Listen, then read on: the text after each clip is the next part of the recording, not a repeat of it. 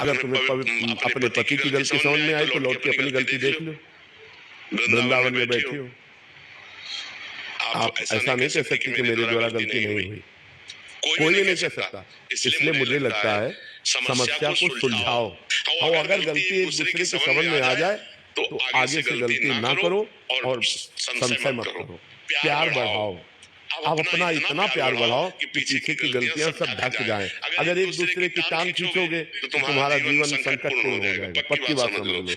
ये हम इसलिए कह रहे हैं ना कि आज का जो वातावरण चल रहा है उसमें अगर ये सोचो कि सती साध्वी पवित्र मिलना तो होगा कोई भाई, पर वही से है दीपक लेके खोजना, है नहीं, मुश्किल ही मिलेगा। और कोई बाल ब्रह्मचारी पति कि जब तक ब्याह नहीं हुआ तब तक वो किसी कोई गलत आचरण मिलना मुश्किल ही है।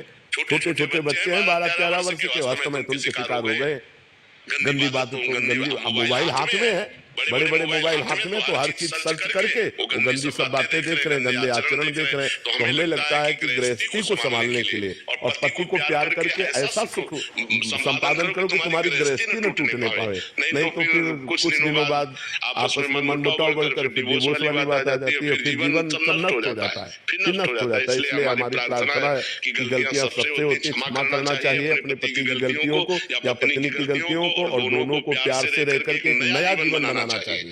पूर्व के जीवन में मिट्टी डालो, जब से तुमने हाथ मिलाया तब से पवित्र जीवन करो, न तुम किसी और पुरुष की तरफ देखो न वो किसी और स्त्री की तरफ देखो, दोनों मिलकर जीवन निर्वाह करो, तब तो चल जाएगा। और अगर मान लीजिए अगर वो एक दूसरे जैसे ये हैं, पति नहीं सुधरना चाह रहे हैं, पत्नी नहीं सुधरना चाह रही है, फिर वो दूसरा रास्ता हो गया। अगर नहीं सुधारना चाहते तो पहले सुधारने की चेष्टा करनी चाहिए, उसको प्यार देना चाहिए, फिर भी नहीं सुधर रहा है तो फिर रास्ता दूसरा हो जाता है। फिर तो जो मान लो जब तुम्हारी रति ही नहीं है हमारे प्रति और तुम्हारा दूसरा ही मार्ग है, तो फिर संबंध विच्छेद करके अपने जीवन की नई धारा चलानी चाहिए। अगर